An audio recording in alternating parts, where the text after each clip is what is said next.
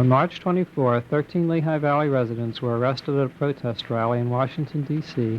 against U.S. policy in Central America. They refused to leave the street in front of the White House. For the next half hour, we will see their preparation and listen to their reasons for breaking the law. Local participation was organized by LEPOCO. Located on 4th Street in South Bethlehem, LEPOCO is involved in many peace, social justice, and environmental issues. The office is open to the public to discuss issues and read the books and pamphlets there. Preparation for the rally started several weeks before. Hi, Karen. Hi, this is Donna Hartman calling from LEPOCO. How are you? I'm fine, thanks. I'm calling because I have your name on a list of people who are interested in going to Washington on the bus on the 24th. And I'm just wondering if you do want us to save a seat for you on the bus. Would that be 2 seats? Okay, all right. The other thing is, I also have a note that says you may want to do CD. Have you made any decision on that?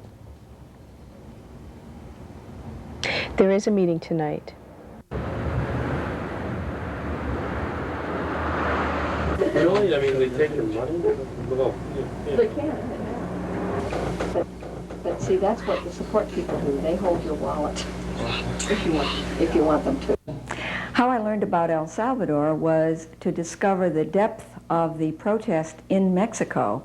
In January of 1981, a group of Moravian College students and another professor and I were in Mexico for 3 weeks on a study tour. And while we were there, we were involved in an enormous protest demonstration in Mexico City, several 100,000 people marching down Paseo de la Reforma, asking for an end to U.S. military aid to El Salvador and an end to U.S. military intervention in Central America.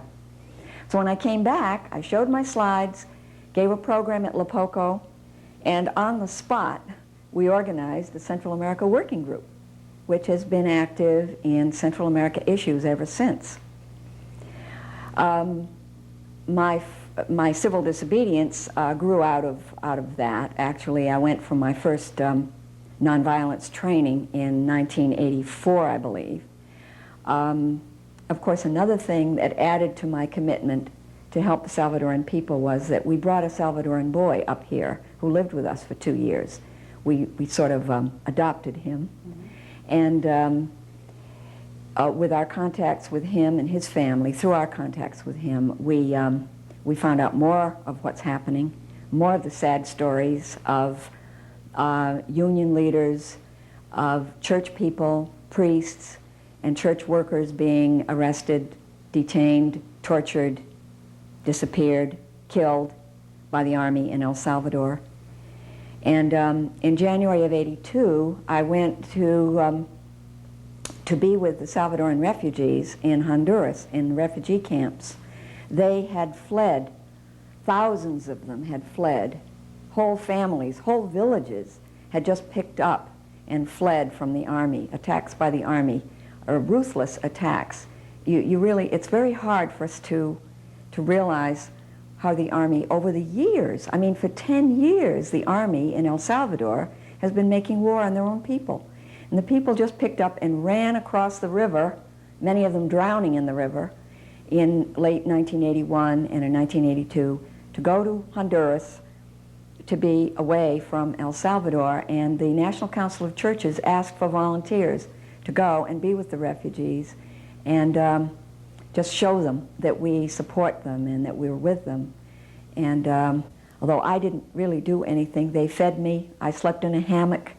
They felt that I helped them by at least showing my solidarity. And so over the years, our Central America group has been involved in many things here to try to raise the awareness of people in this country as to the terrible things that are happening. It's not just the killing of the Archbishop and the 4 nuns. It's the killing of more than 70,000, mostly civilians, unarmed civilians, out in the countryside, many of them, by the army, because they want a better life. They want a little bit of land. They don't want their children dying. They're asking for basic human rights. And the army, which is in the pay of the rich coffee growers in El Salvador, is denying them their rights, killing them, jailing them, torturing them.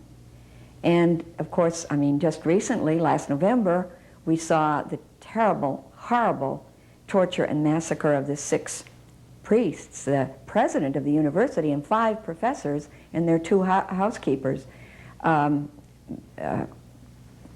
really severely tortured and murdered. Saturday.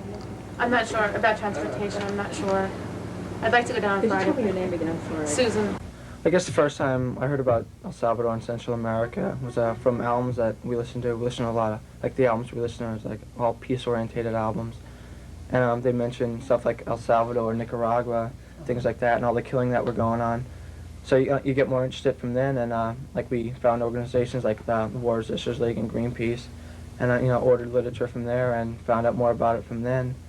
And the reason for doing the CD is, you know, you can sit home and complain about all that you want, but it, you know, makes you feel a lot better about yourself than, you know, to go out and actually do something. Sitting at home and complaining about it, you might as well just ignore it altogether, be totally apathetic. But, you know, you go out and you actually do something about it to actually try and get something done. And, you know, it gets more things done and actually, you know, gets things done and makes you feel a lot better about yourself on top of it. Yeah, Philadelphia War Resisters League was the one who told us about LEPOCO. And we called them, went to a couple meetings. And that's what, you know, they were really starting to get into the talks about El Salvador. And yeah, we went to a couple of, they have I think once a month, maybe even twice a month, they have Central America meeting groups at LEPOCO. And, you know, we went to them and learned more about it, got more educational about it. And you really have to be, like, you know, you should really, like, know really what you're doing before you get into it. So, like, you know, the education behind it was, I think, the most important thing before going out and actually demonstrating about it, doing nonviolent civil disobedience, getting arrested and stuff. But anyway, so you're in the street here on Pennsylvania Avenue, and you're the group of demonstrators. And one of the activities going on is the creation of a Central American village. Different local communities are bringing down materials to construct that. Some people are bringing flowers. Some people are going to have chalk, you know, to draw whatever you feel like drawing in your village, on the road. So there's going to be activity going on, and so you're all right now in the street. Warren. Hey, get the pigs! Get the pigs!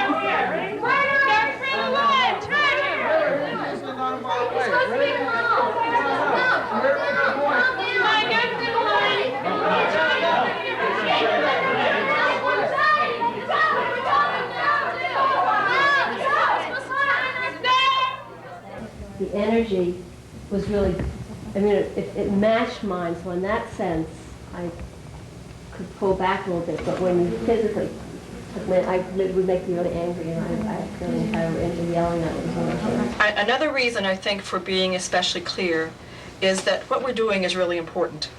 And we want to make the strongest and the, again, clearest, I'm using this word, statement that we can with our action on Saturday. What's happening in Central America is obviously very important to all of us, and we want to see our government's policy change, and we want this action to make as strong a contribution as possible toward that change. Another reason for being especially clear is that once we're under arrest, we may be separated from those that we know, and so each individual has to be clear within themselves about what they see is happening and what they anticipate they will be doing under a given situation, what your options are. And again, we may not know all of those, but we want to know as many as possible. This technically is our affinity group, really, isn't it? Oh, yeah. Mm-hmm. And I guess, is there anyone else who will be not participating in the CD? I'm concerned about keeping track with it. Okay, so you and I will be both. Oh, good. Okay, I'm concerned about just, you know, keeping in touch. And Right, well, I think until we get to Pennsylvania Avenue, you can be with us. yeah. And so at that point, you should be able to be close enough by that you can see us, and we could, you know, maybe someone could run over and check in with you and see what you know. Okay, and Depending we're on obviously how long going to we're be watching though and keeping Right, track of what right. happens to each of them. Right. You're talking about perhaps you might decide you wouldn't care to continue participating at a certain point. Is that what you're saying? Yeah, maybe, you know, and does that Well, I assume as far as what we do while we're there, we will decide that as a group, whether we're going to link arms, whether we're going to sit down, whether we're going to, and usually people sit down in those kinds of situations. That's the most unthreatening stance to take. Which I guess, like you said before, even the going limp, if you decide to give your name, they don't hold that in any way Generally against you not. or anything Generally. like that. I've been hearing about El Salvador for years, and when I was in Oklahoma, I worked with a man who was an illegal up here, but he was from Honduras, and he told me about some of the atrocities he had to live through. Just everyday life to him, it was so much easier up here, and I've always just wanted to do something for him or the people down there after hearing some of these things. I guess with me it was obviously picking up some things from the news and everything, but I think I learned a lot more from going down to LEPOCO and listening to the experiences of some of the people down there that had gone down to visit, and reading some of the brochures. They have a lot of reading material down there that really gives you good insight as to what's going on. If we could meet at a corner of the reflecting pool, do people know where that is, and do they see that on the map? It's a very large pool that's about a block away from the Capitol. I've told my sister from Virginia who's coming that I would like to meet her there. On the left side, there's a corner of the reflecting pool. It's kind of like it's a round. There's a corner on each end. But that's a good place for us. Unfortunately, the United States gets involved in this whole situation. We have had historically a policy of the banana republics being kind of our backyard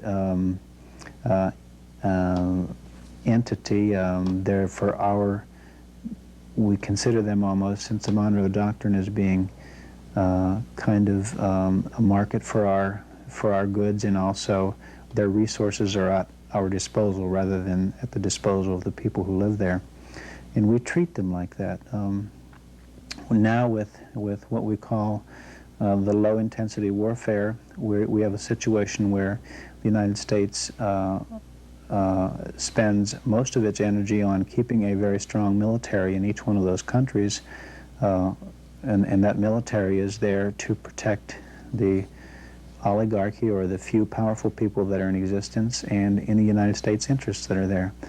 That works out great for the United States in the short term, because the United States doesn't have to send our young people there to fight. We give them the arms, and we give them with the arms a lot of economic help that keeps the military government or the military people in power, and they fight our wars for us. But the masses of the people living in those countries are day by day becoming in worse straits, and that's the cause of the Civil War. That was the cause of the revolution in Nicaragua. That's the cause of the Civil War in El Salvador, and we're going to see more of that. I wasn't planning on getting arrested, so I took the bus down. Those that were had decided to drive because they couldn't be sure when they'd be getting out. When we got to the Capitol, there were 10,000 people there, and we couldn't find our civil disobedience group in the crowd. In fact, we lost many of our bus people. There was nothing for CD. I'm gonna have to look at that map again. You from Madison too? Yeah. How long a trip did you have to get down here?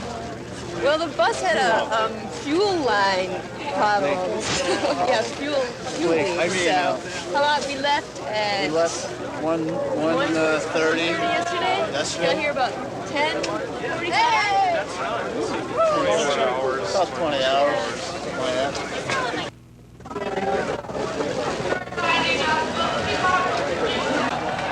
Yo, Tom! Are you going with us? You going with us? Ears froze. You can't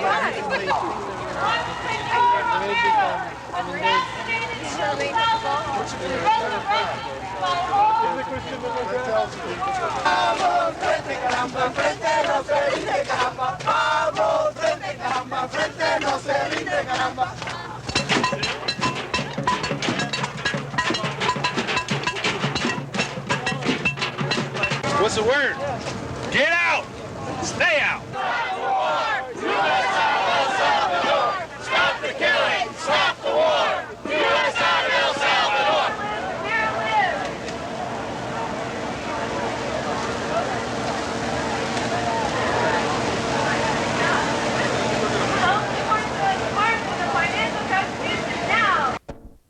Money for peace, not for war. U.S. out of El Salvador. Money for peace, not for war.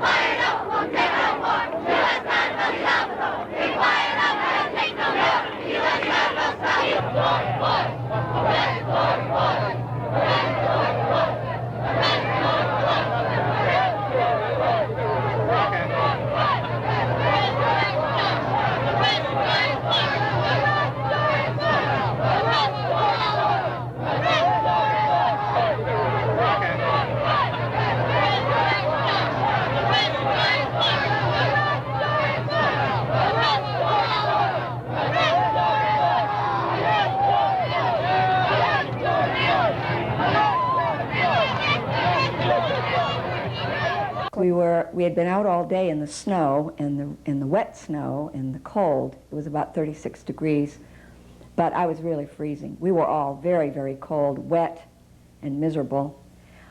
We sat down in Pennsylvania Avenue in our circle. The 12 of us, LEPOCO members, sat in a circle, each one holding a cross with the name of a murdered Salvadoran, and just waited for the soldiers, for the police to arrest us. While we were sitting there, of course, other people in the group were building the Salvadoran village, and it was declared the Plaza of Oscar Romero, Peace Plaza of Oscar Romero, in honor of the murdered Archbishop Romero. So then the police began arresting us. We decided, after we saw how roughly the police were handling some of the people who went limp, we decided not to go limp. So I stood up when the young black policeman came over to arrest me. He said, "Are you going to cooperate?" I said, "Yes, I will walk." And so he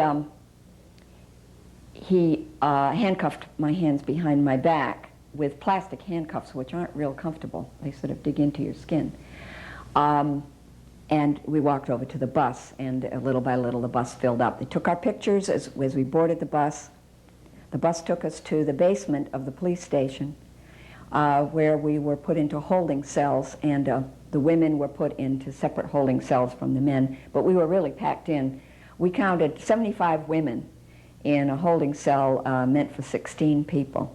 So it was, like there were 3 people lying on one cot, and many sleeping on the floor or lying on the floor. There was no sleep, actually. They kept the lights on all night. Almost 600 people were arrested in this demonstration. All night long, they kept bringing in more busloads of prisoners, of people arrested.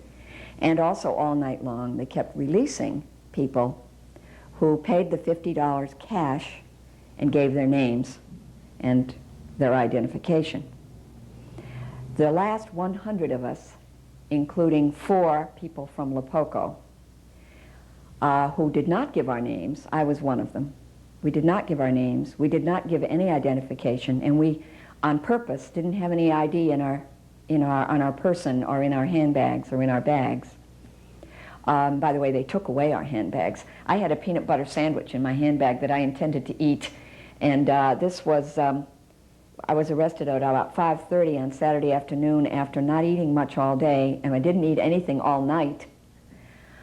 Anyway, the last 100 of us fully expected, since we didn't give any name and said we would not pay the fine, we fully expected to be kept in jail for at least 2 more days, come before a judge, be arraigned, and be sentenced. And probably we would be sentenced to time served. That would have been the 3 days that we'd already served in jail. But that did not happen. At 5:15 Sunday morning, after spending all night in jail, and they let everybody else go who paid the money, finally at 5:15 they realized there were still 100 of us left who said, no name, no money. They said, okay, the judge has just told us that you can go. We're letting you all go with a citation. The citation, however, is meaningless because they don't have our names. And so at 5:45 in the morning, in a cold rain, we're out on the sidewalk in Washington, D.C. with no public transportation available, but that was okay, we were out. So we felt that we had deprived the system of $5,000 anyway, of the 100 times $50 that they're not getting from us. Jenny was right there, like when we got out of the jail, like she was right there waiting, and then everybody was there, and it was a nice feeling, because like when you come out, people were cheering, Yeah, Jenny, Gladys, and Belen were the 3 support people of our group, and they're all waiting outside there in cars, waiting for everybody to come out. You mentioned when you were in the jail there was somebody who was speaking? Yeah, we're in jail. There's what was really touching is when we're in jail. There's a guy from El Salvador who made a speech, and he said he wanted to thank everybody on behalf of himself and Central America, all the people in Central America. He said he wanted to thank all of us from the bottom of his heart. That he felt made him feel really good that there are people here in America that are going to this this many extremes to go to the marches. Many of us even getting arrested to really fight that hard to end the war in Central America. And that said it made him feel really good, and that made us feel really good. It kind of makes you forget about the 20-degree weather and the snow that soaked and the ridiculous humidity and the overcrowding of the prisons. Kind of makes you just forget all about that and remember what you're there for. And it makes you feel really good about yourself. It was bunny piss, really. I mean, they were really nice. I had my hands apart when they put the little strap on, and so I could get in and out of my cuffs. And being in jail, it was like, a party, a restricted party with 500 of your closest friends that you didn't know, except for the fact that we couldn't sit down comfortably, or I couldn't see the TV. Wasn't that tough. I'm really glad I did it. It was, I was a little nervous to begin with. I didn't know what to expect. It's the first time I had done anything like this, but it really wasn't as bad as I thought it would be. I know there are probably some situations where they're not quite as gentle with you as they were with us in this situation. But I must admit, all the officers were pretty accommodating, and tried to. They realized that for a lot of us it was the first time, and we were there to be peaceful. So they were actually pretty nice about everything, and just the experience of everybody pulling together to do something like that was just a wonderful feeling. People from all over, and it was just a really great feeling. For me, being a law-abiding citizen has been important in my life. However, reading about some of the people that have stood up and resisted, for whatever reason, policies that they thought were incompatible with their philosophy of life, and were willing to do something more than just talk about it, I got to a point where I said, if being involved in nonviolent civil disobedience can make a difference here, I'm willing to be a part of that. And to what extent that's going to make a difference, I don't know. But all of those people who are involved are one individual each, and as happened with Gandhi in India, as with the civil rights movement in the South, when enough people get involved, then things begin to happen. What we need to do is to try to convince Congress to stop sending military aid, to really work on the Salvadoran government. If we want to put pressure on them, let's put pressure on them for a good thing. Let's put pressure on them to meet with the guerrillas, to meet with the FMLN, and discuss political negotiated solution. Actually, I went to a conference last weekend at Rutgers University on Latin America, and I was absolutely thrilled because one of the speakers was the assistant to the Archbishop of El Salvador, Monsignor Gregorio Rosa Chavez, and he announced that that day, last Saturday, April 9th, the FMLN was meeting with representatives of Arena government in Geneva, Switzerland, with members of the United Nations as negotiators. So there's hope. Now, the United States should be supporting that full force, wholeheartedly.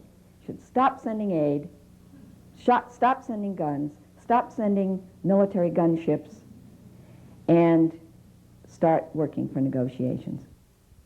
There's to plow till the name is on the ballot that rots in the prison now, till the weapons of their victory shall be schools and food and jobs, and a song from every mountain shall be Quasi Libertad. No mas, no more, shout the hills of Salvador, echo the mountains of Virginia, we cry out no mas, no more. No mas, no more, shout the hills of